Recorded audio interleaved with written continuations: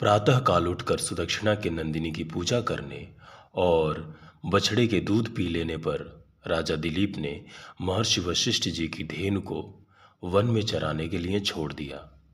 अपनी पत्नी तथा सेवकों को लौटाकर छत्र चामर आदि राज्य चिन्हों को छोड़कर अकेले ही गौ की सेवा करने में तत्पर हो गए। स्वाद युक्त हरे हरे घासों का ग्रास देकर, शीतल जल पिलाकर और नंदिनी के पीछे पीछे छाया की तरह रहकर सेवा करने लगे। सेवा में लीन राजा के वन में प्रवेश करते ही जंगल के सभी उपद्रव शांत हो गए। सुंदर हरे हरे वनों को देखते हुए अपनी मस्त चाल से नंदिनी तथा राजा तपोवन के मार्ग को सुशोभित करते थे। शाम को गौ के पीछे पीछे राजा चलते थे और सामने से सुदक्षिणा पूजा के लिए आती थी तो बीच में कपिला धेनु संध्या की तरह दिखती थी। शाम को गौ की पूजा करने के पश्चात सपत्नीक गुरु जी की वंदना कर संध्या वंदन से निवृत्त हो राजा पुनः रात्रि में धेनु के पास में ही शयन करते थे।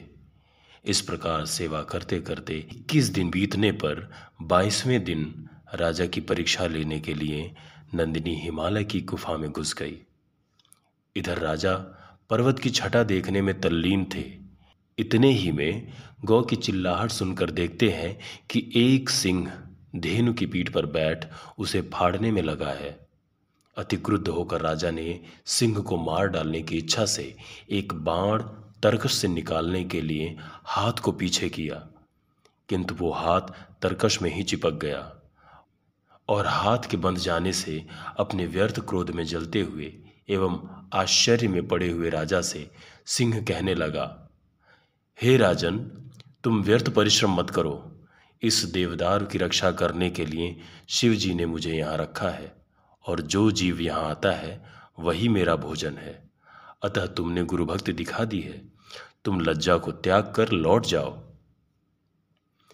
ये सुनकर राजा ने सिंह से प्रार्थना की कि वो भगवान शिव मेरे भी पूज्य हैं और गुरु के धन की रक्षा भी करनी है, अतः इसके बदले में तुम मुझे खा लो और इस धेनु को छोड़ दो। इस प्रकार तुम्हारी भूख भी मिट जाएगी और गुरु के धन की रक्षा भी हो जाएगी। तुम मुझ पर कृपा करो। सिंह के बहुत समझाने पर भी जब राजा नहीं माने तो सिंह ने राजा को गौ के बदले खाना स्वीकार कर लिया। राजा ने सिंह के सामने अपने शरीर को मांस पिंड की तरह छोड़ दिया। इतने ही में सिंह गायब हो गया और स्वर्ग से राजा के ऊपर पुष्प वृष्टि होने लगी। राजा ने देखा सामने नंदिनी खड़ी है, सिंह नहीं है। धेनु ने राजा से कहा, हे पुत्र, मैंने माया का सिंह बनाकर तुम्हारी परीक्षा ली है। वर मांगो और मेरा दूध दोने में दूह कर पियो।